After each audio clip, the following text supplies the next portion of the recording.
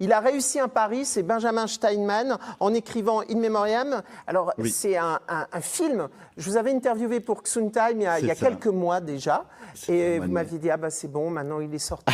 On aura 2 ou 3 diffusions. Là, j'ai vu le planning. En gros, jusqu'en 2040, il est encore diffusé. Le film va partir à New York. Il va partir à New York, il va partir à Berlin, il va partir Quand vous l'avez écrit, c'était quoi l'objectif? Non, c'est vrai. L'objectif du film, c'était de faire une diffusion pour la famille, les amis des acteurs. C'était vraiment ça l'objectif. C'était pas du tout amené à aller jusqu'à New York, à recevoir un mail pour Boston. Alors là, pas du tout. Hein. On ne savait pas du tout. Et comment on en arrive à recevoir un mail de Boston, New York? Avec une connexion Internet.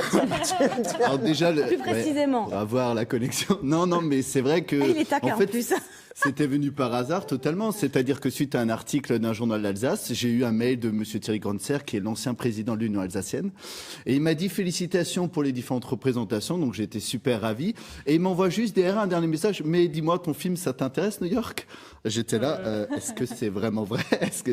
Et finalement, oui, on a eu un échange. Et du coup, en septembre, le 15 septembre, on le diffuse à New York. Alors pour ceux qui ne connaissent pas du tout le film, qui n'en ont pas encore entendu parler, mais ça me paraît quand même difficile, on va tout de suite voir la bande-annonce. Wir sind Franzosen geworden, nicht Deutsch, nicht wieder Franzosen. Sind uns mit Gewalt ans Dritte Reich kennt. Uns gezwungen, Deutsch zu reden, ihre Kultur zu benutzen. Wenn uns noch dann wollen, Frankreich vergasst, dann weiß ich auch nicht.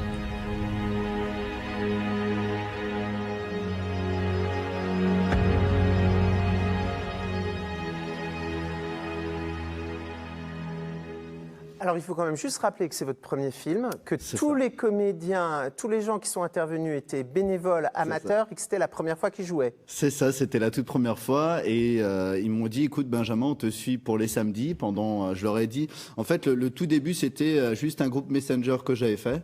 Je leur ai dit, écoutez, j'ai une idée. J'ai un texte que j'ai écrit depuis que j'étais adolescent. J'ai absolument eu de le faire. Et ces gars-là, ils ont tout de suite dit oui, on te suit. Alors qu'ils ne savaient pas du tout dans quoi on allait se lancer. Mais juste par amitié, ils m'ont dit on te suit, pas de problème. Alors, quand on est adolescent, généralement, on rêve, je sais pas, d'aller voir un truc de Formule 1, aller à un défilé de mode, aller à New York. Pourquoi arriver des malgré nous? Non, mais c'est vrai parce que, en fait, c'est vrai que j'ai fait beaucoup de lectures dessus.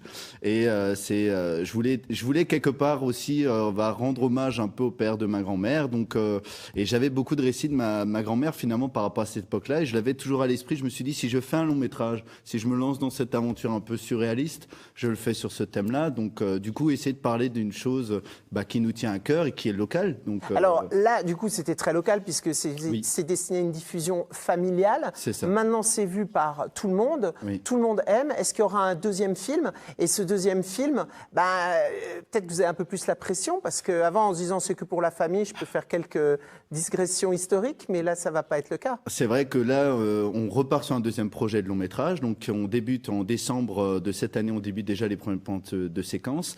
Et c'est vrai qu'il y a une petite pression, mais il y a surtout un soutien régional derrière. Donc, c'est vrai que si le premier marche, le deuxième également doit être très bon derrière. Mais on le refait avec le même système que le premier, c'est-à-dire des bénévoles, des associations. De l'autofinancement en grande partie. De l'autofinancement, de nouveau une partie, une coproduction, cette fois-ci aussi. Donc voilà, on va refaire exactement la même recette que le premier film, mais en essayant de ramener un peu plus de facettes par rapport à l'histoire qu'on va aborder. Et on va continuer à en parler. En tous les cas, les prochaines diffusions, c'est notamment le 16 septembre au cinéma Cinestar à Sarrebourg et le 20 octobre au Relais culturel de Wissembourg. Mais il y a plein d'autres dates. Allez sur les réseaux sociaux. C'est important d'être connu ailleurs pour pouvoir avoir des projets quand on revient ici. Et ça, cette question, elle s'adresse aux deux. Moi, je pense que c'est un peu indispensable pour avoir plus de relations, donc plus de contacts. Donc, essayer de le proposer un peu partout. Finalement, c'est un contact à New York qui peut amener un autre contact ailleurs. Donc, financièrement, par exemple, pour monter un film, c'est très difficile. Vous êtes très jeune, c'est votre premier film. Vous allez voir un producteur, vous dites, je vais monter un film. J'en ai jamais écrit, j'en ai jamais réalisé. Les comédiens n'ont jamais joué dans un film. Et en plus, c'est une grande fresque militaire. Ça m'est arrivé en plus. Hein.